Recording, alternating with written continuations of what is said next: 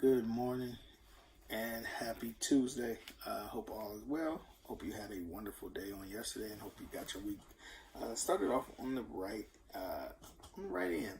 Hopefully, you were able to start it off with us at the Way at Ministries.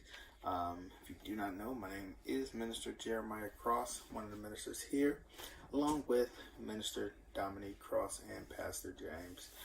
We try to bring you guys daily devotionals each day at 8 a.m. Eastern, 7 a.m. Central. So, without further ado, today's verse comes from the book of Psalms, and it's really the entire 19th chapter. I will not be reading each and every verse. It's 14 verses. Get a chance, please read through it. Kind of the first six really focus on the creation of the earth and how God is revealing himself to mankind through the heavens and through the sky. And that's really kind of what the chapter alludes to and kind of brings out. It's talking about the magnificent sky that God has given us. And if we think about that for a second, if we think about what God has done for us, and a lot of people often complain about the different weather that we receive, whether maybe going through rain right now, or snow, or extreme heat, or cloudiness.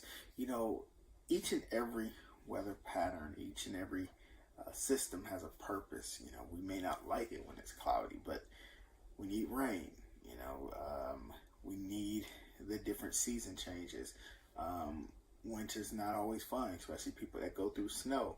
But if you think about the impact of lack of precipitation in places like California, where they were experiencing a severe drought, now all of a sudden the heavy rains have replenished that water. It's a give and take. It's you used to hear, what is it, always sunny in Southern California. Well, then it started raining and snowing, and then they didn't know what to do. But it's like, you need different seasons for God. They each have their own benefit. I'll say that. Each season has their own benefit in what they do to us, and what they bring, and what they accomplish for us. So I'm going to probably read maybe 1 through 6, but I'll start at the first verse. And I'm reading from the New International Version on today. And the first verse, again, this comes from the book of Psalms, chapter 19. And it reads, "The heavens declare the glory of God. The skies proclaim the work of his hands. Day after day they pour forth speech. Night after night they reveal knowledge. They have no speech. They use no words. No sound is heard from them. Yet their voice goes out into all the earth, their words to the end of the world. In the heavens, God has pitched a tent for the sun. It is like a bridegroom coming out of his chamber, like a champion rejoicing to run his course. It rises at one end of the heavens and makes its circuit to the other. Nothing is deprived of its warmth." And towards the end, he was talking about, obviously, the sun. We know that as the sun rising in the east and setting in the west, it rises on one side of the sun, or not the one side of the sun, one side of the sky, and it sets on the other side of the sky. And we're able to have a day, and we each get to feel that warmth from the air, and we get to feel the beauty that God has for us. And sometimes, we don't always take the time to embrace God's handiwork. God's brilliance in designing our atmosphere. You look at another planet like Venus. Anything that hits their atmosphere, the atmosphere is too gassy. It'll explode. Like if a meteor were to go through the atmosphere, it would be destroyed. The rocks would cease to exist before they even made it through. You look at the atmosphere like Mars; it's too thin. It can't support oxygen. They don't have any oxygen. They don't have water there.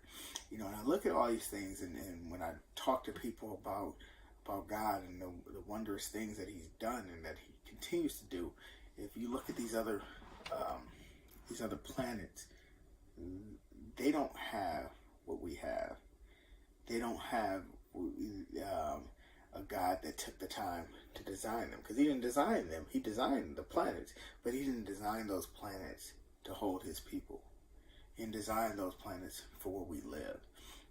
And that's why I don't believe in happy accidents. And I don't believe that we're a nation of it, and not to go that route, that's an entirely different video. But we're not, just happy accidents where we just all evolved from nothing and came to be. No, we had a God who meticulously designed a world where we could survive, where we would thrive, because he knew what we needed.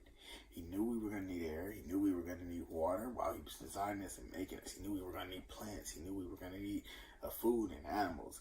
And so he designed each and everything. He designed animals that eat grass, and grass that grows from the seeds, and then we are able to eat the animals and the grass and the fruits and the vegetables and all of these different things that we have. But it can all be contributed to the sun. They all rely on also the sun.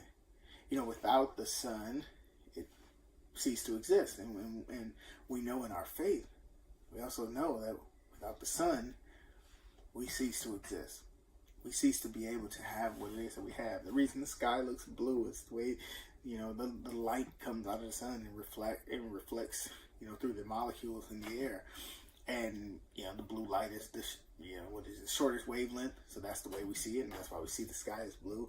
And, my nerd side coming out. But when we see that, we have to remember to sometimes take a pause, take a time to think and admire what it is that God has done. How many people have taken for granted our atmosphere? You take for granted the air you breathe. Most people don't think about it. If you ever went to your sink and you turn on your water, and water comes out. Turn on your lights and your lights come on. Take for granted. We take those things for granted. Open up your refrigerator and have food to eat. Those things we take for granted. What type of world would we live in if we slow down and stop taking all of those things for granted? Started actually thanking God for everything that he's done for us. Thanking God for what he's blessed us with. And that's what David really wanted us to do in this psalm and in this chapter. So if you have time, please do read the whole thing. It is,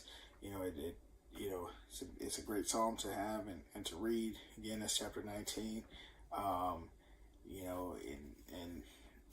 It's a great learning lesson for us to remember that sometimes take the time to look around.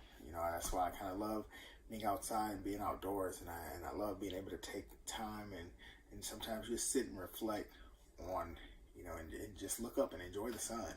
Even it doesn't have to be super warm, but just sometimes just sit there and I enjoy the warmth of the sun, even on a cool day.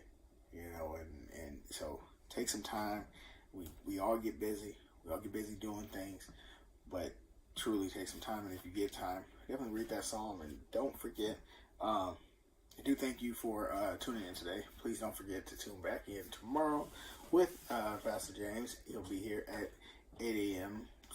Eastern, 7 a.m. Central. So please don't forget that. And until next time, amen and God bless.